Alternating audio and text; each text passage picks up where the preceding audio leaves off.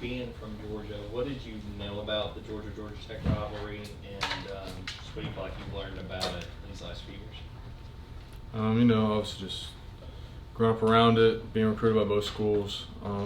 That there's bad blood between them always. Being here for the past couple of years, I've learned more than I have before about the rivalry. Historically, I think Coach Smart does a great job of showing the history between the two teams, going back to when they used to beat us, and then how history is planned out up to it.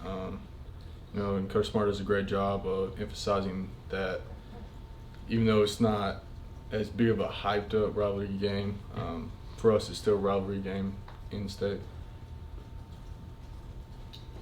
Y'all have played a couple of teams here lately in Missouri, Ole Miss, Tennessee that really want to run the ball. How have the outside linebackers taken that on as a challenge? First off, setting edges in the run game.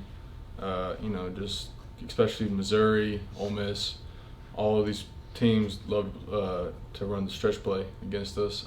And throughout the year, that's Missouri's main play was stretch. And when you're going to get stretch, you got to get knocked back. You got to set an edge, and obviously you got to have pursuit from the backside. Chaz, how far do you feel like Marvin has come this year and what he's been able to do in his development in his second year? I think he's come a long way. Mentally, he's matured greatly over the past couple of weeks, especially too. He's grown into a bigger role on our defense because he has the size, and now he has the mental capacity to understand all the concepts and what's coming at him.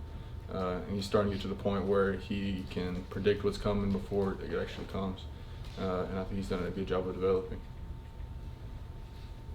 Yeah, obviously you guys have had your share of struggles in the opening drive, but what sort of allowed you guys, when you come off the field and get on the sound like, all right, we got past that first drive, we're going to readjust, get better, make stops, because you guys have been able to do that just as well over these last couple games here?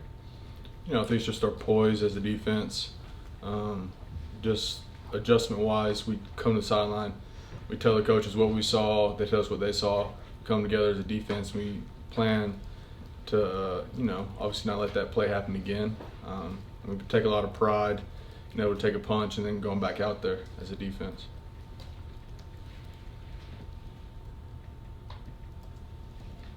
Any other questions? All right, thank you. Thanks, Chaz. Happy Thanksgiving. Thank you all.